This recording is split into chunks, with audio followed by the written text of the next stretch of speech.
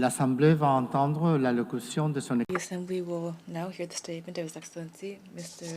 Anthony Franck Laurent, Saint-Cyr, President of the Presidential Transition Council of the Republic of Haiti. I request protocol to accompany His Excellency, and I invite him to speak before the Assembly.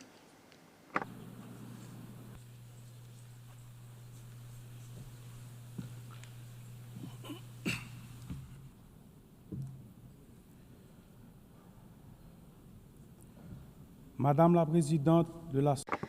Madam President of the General Assembly, Secretary General, distinguished heads of state and government, distinguished heads of delegation, distinguished delegates, it's with a sense of gravity and a great deal of hope that I convey the voice of Haiti and the greetings of a dignified and resilient people, which, despite hardships, is claiming for itself and for all of humanity three universal promises: development, respect for human dignity, and peace.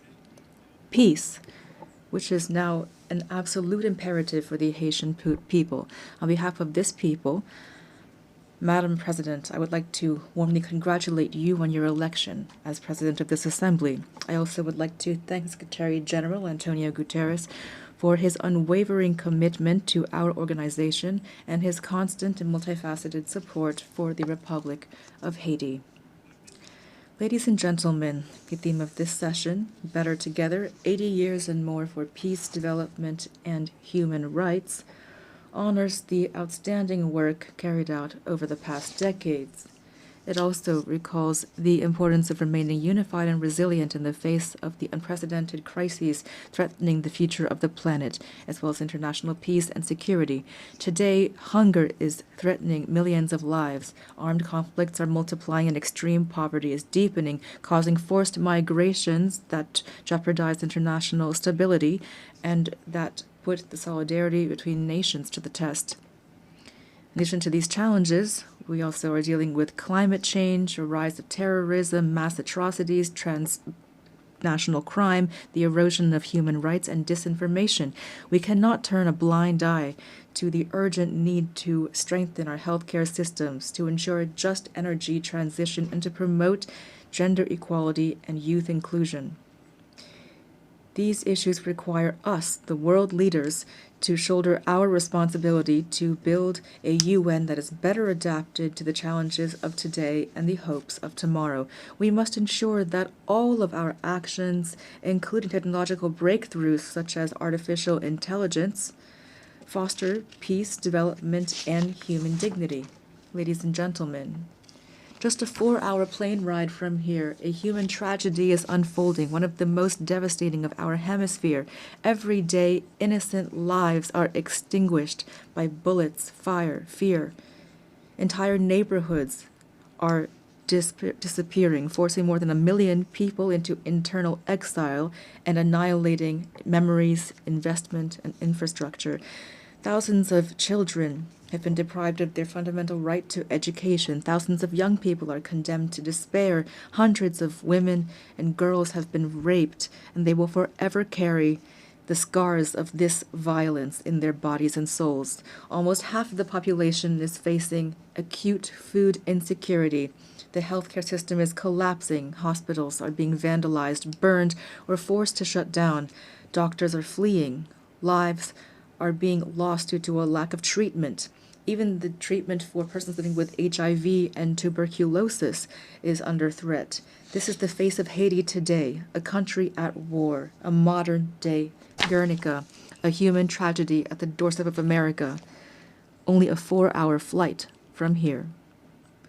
It's important to say this. Haiti is experiencing war, a war between criminals that want to impose violence as their social order and a population, an unarmed population that is fighting for human dignity and freedom. The response must be firm and determined. Today, the international community must stand alongside Haiti and take large-scale measures, not half steps.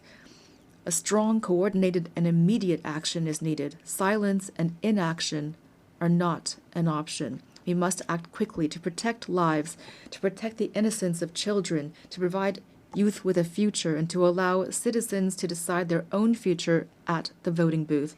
Every minute lost means human lives sacrificed and an erosion of democracy.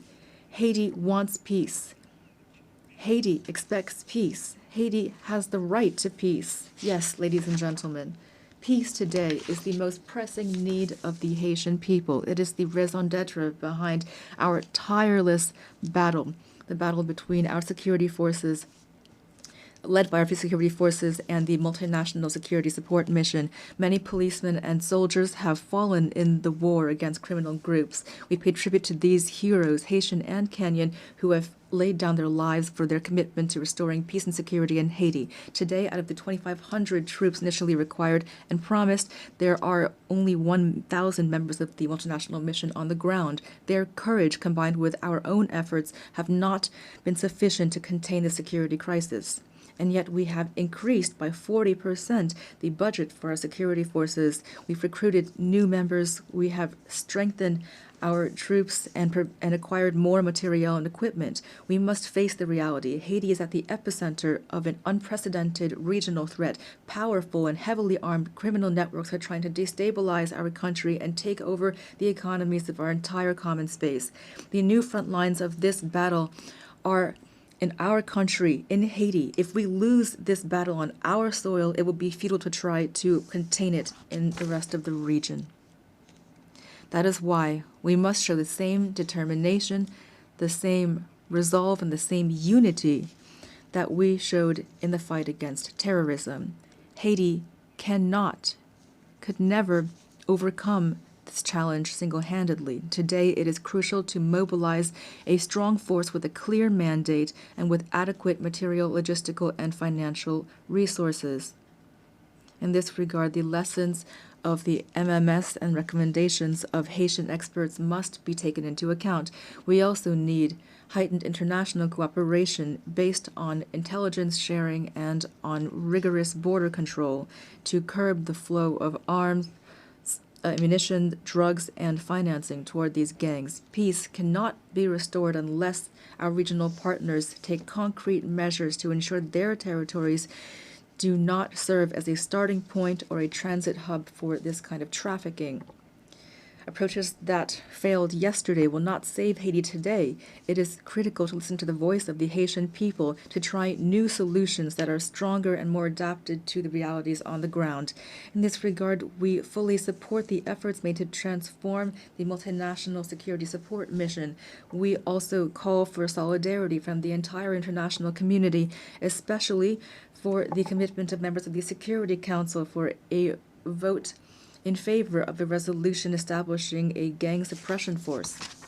That is why I would like to express on behalf of the Haitian people my profound gratitude to the United States and to Panama for this initiative, the implementation of which will mark a turning point in our fight against insecurity, which is suffocating our nation. I thank the administration of President Trump for the efforts made to provide support and resources in our common fight against the gangs, these enemies that are threatening both Haiti and the entire region. Today, the complexity of the Haitian crisis cannot serve as a pretext for endless talk, for drawn-out negotiations, or for stalemates caused by geopolitical considerations. Every day that we hesitate, criminal groups benefit.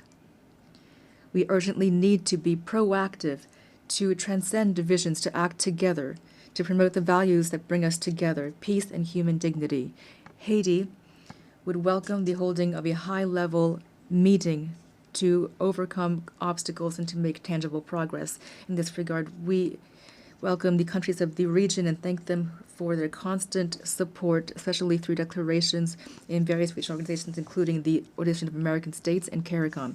We appreciate their support and advocacy with partners in the Security Council for a real solution to the security crisis in Haiti. We also pay tribute to all of those states which during previous crises stood by our side and express the hope to be able to count once again on their commitment. Together, we can and we must resolve this crisis which has lasted for too long already. 12 million women, men, and children are expecting this of us. Ladies and gentlemen, the Presidential Transition Council was born of a political consensus that stemmed from intense negotiations between the nation's political parties. This council, established which was supported by various international partners and facilitated by leaders of CARICOM, has a clear agenda which centers on holding free and credible elections. I repeat, free and credible elections. Despite the many challenges caused by the security crisis, the electoral process, for which the PTC and the government have shown real political will, has made real headway. The Provisional Electoral Council, has already identified more than 85% of the voting centers, mobilized more than 70% of the elections personnel, and national financing to the tune of $65 million is guaranteed. The Presidential Transition Council is working closely with the MMS, the OAS, CARICOM, and BNU to ensure free, transparent, and inclusive elections reflecting the sovereign will of the Haitian people and guaranteeing the full and effective participation of young people, women, people with disabilities, and marginalized groups. To ensure productive political cooperation, constant efforts are being made and will continue to expand dialogue with the various political parties to strengthen consensus and to prevent a power vacuum which would be fatal for democracy and stability. The Haitian people must be able to choose its own leaders. The state wants credible elections. Our greatest challenge remains restoring security. The urgent and solemn call that we have once again issued to resolve the security crisis in Haiti must not be left to languish on paper nor be lost amid rhetoric and unkept promises. In Haiti, peace can no longer wait. Ladies and gentlemen, the transitional period does not allow us to launch all of the major structural reforms the country needs, but the humanitarian crisis we are currently experiencing must be overcome. To this day, the Haitian state has provided 72% of emergency assistance for IDPs and is assisting families to relocate. We are profoundly grateful to our international partners that have assisted us in the humanitarian response, and we are keenly interested in the promising initiatives put forward by those which, like the Association of Caribbean States, have chosen to join our effort. But our strategy is not limited to immediate assistance. We must move from assistance to investment. To this end, the government is determined to develop two major economic hubs, the Great North and the Great South, based on strategic sectors such as agro-industry, textiles, renewable energy, tourism, and services. Haiti will continue to count on its key partners to weather this difficult period and to relaunch its economy. We call for their support through the establishment of concrete mechanisms such as the renewal of the Hope Help Law or launching urban renovation projects, which will allow us to create jobs, to put an end to the humanitarian impasse, and to reduce migration pressure on Haitians in the region. Ladies and gentlemen, 2025 marks the bicentennial of the order forcing Haiti to pay a ransom for recognizing its own independence. We call for reparations, not out of bitterness or vengefulness, but out of a desire for justice and truth. We noted with satisfaction the statement by the French presidency recognizing the need to open spaces for dialogue and historic truth, as well as the resolution of June 5, 2025 of the French National Assembly recognizing the injustice of this ransom. Haiti has established a National Reparations and Restitution Committee. We call for this progress to be accompanied by concrete action. France, which is the cradle of human rights, today has the opportunity to write a new chapter in its history with Haiti by honoring the ideals of freedom, equality, and fraternity that unite us. Ladies and gentlemen, I must underscore the invaluable support provided by the Haitian diaspora throughout the world, who are often living in hardship. Whether in America, in Europe, in Africa, or elsewhere, the millions of Haitians living abroad contribute to the development of Haiti. We are undergoing a multidimensional crisis, and we call for patience and understanding from our partners and friends so that our nationals are always treated with respect and dignity. Behind every migrant there is a face, a family, a history, and a contribution to be made to their new country of residence. Haiti reaffirms its commitment to dialogue and to bilateral cooperation in the spirit of neighborliness and mutual respect to identify balanced and long-term solutions to Haiti's problems.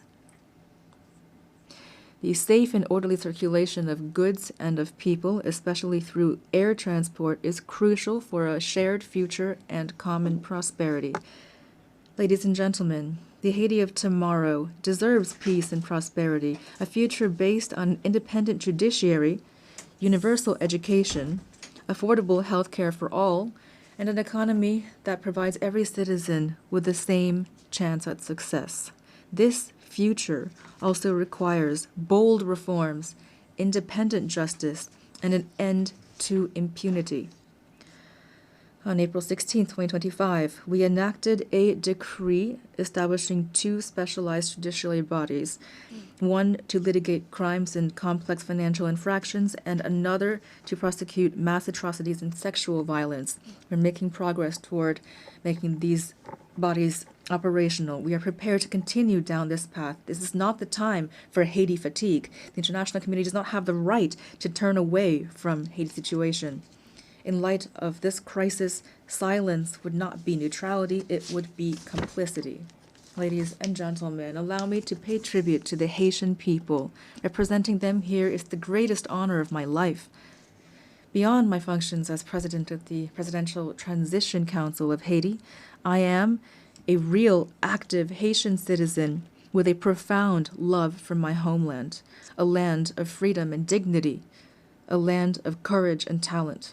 Haiti is not a nation that has given up. We are a great people, a people that stands together, men and women who have sacrificed for their homeland and for humanity. Haiti is not a playground for armed criminals. Rather, it is a nation on its feet, comprised of dignified, resilient families who every day, despite terrible adversity, are fighting for a better future. I pay tribute to my fellow countrymen and women who are, without a doubt, among the most resilient people on earth. They deserve better. Giving them new hope is my only mission, and that is why now I call upon you to stand side by side with Haiti. We must build peace in Haiti, for the Caribbean, for the Americas, for all of humanity. Thank you.